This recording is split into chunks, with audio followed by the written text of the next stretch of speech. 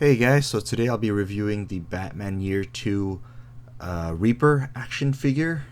This is part of the Collect and Connect Rookie Wave by DC Multiverse Mattel line.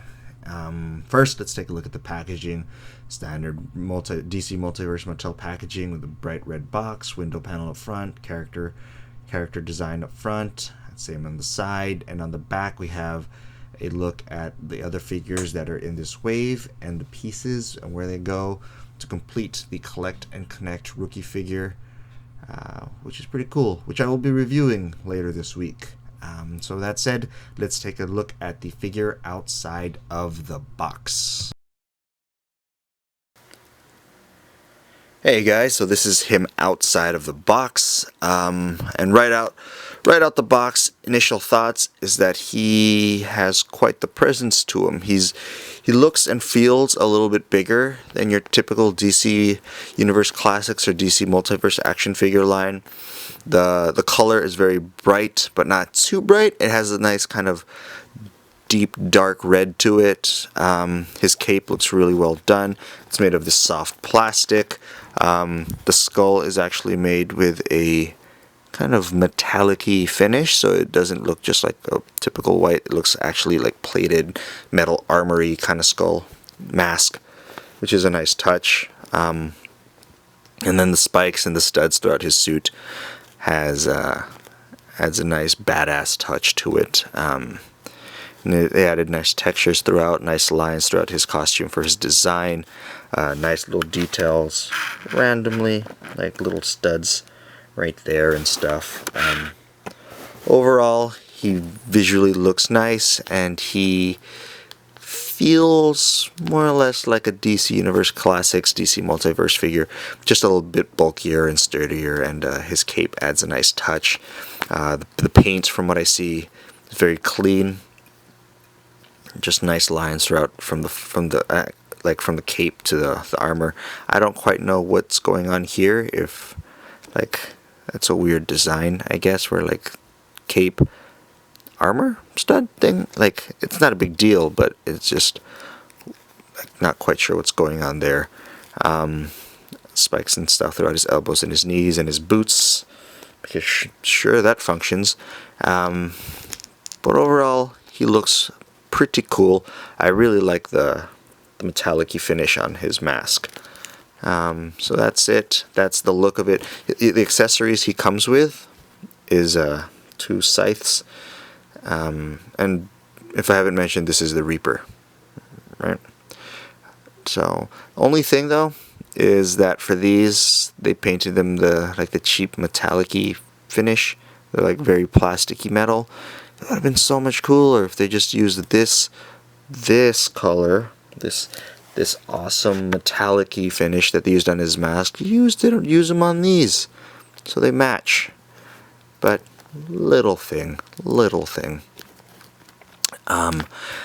So that's it for the look and the accessories of them. Let's talk about the articulation, because that's so his whole head moves side to side, nothing going up. His hood is sculpted on, and it's kind of a harder plastic than his cape. Arms go out to there. Arms don't move forward very much. That's it for his arms moving forward. Articulation at the elbow, swivel at the wrist, swivel at the bicep. Ab crunch allows him to go that far back. That far. Can kick people or march that far back. That far back for his legs. Swivel at his thigh. Spiky knee goes up that high. Articulation at the ankle. No pivots or anything, that's it. That's the articulation. Basic DC Universe Classics, DC Mattel Multiverse. Standard articulation. But otherwise, he's a really cool villain.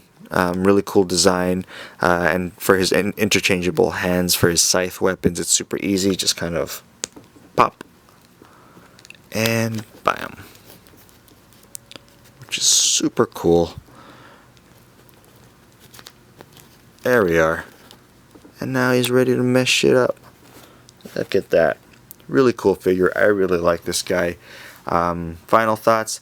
His design is really well done. His cape looks menacing, if I can say that.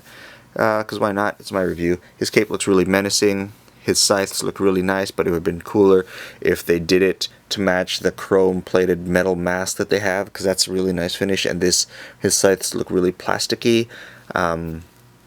He looks bulkier and kind of wider, more menacing size-wise compared to the other DC Multiverse Classics figures. Like here's Batwing in comparison. You know, a little bit thinner, but I always thought that it'd be nice. Let's keep him in frame a little bit longer. You know, so not by much, but he does look a little bit wider, which adds to his more menacing kind of presence that they're trying to give him. I really like the metal finish that they have on his paint for his mask. His cape is not made of a nice soft plastic. The detail for like the lines and the studs throughout his costume are really nice, real simple, but they did a really good job. That's about it. Scythes look okay. Could have been better, but they look good for what they are and for his character. Standard articulation for the DC Multiverse figures line. You guys know what you're getting. Other than that, that's about it for this action figure review. Thanks for watching, guys. Like I said, I'm running through this entire rookie line for the DC Multiverse figures.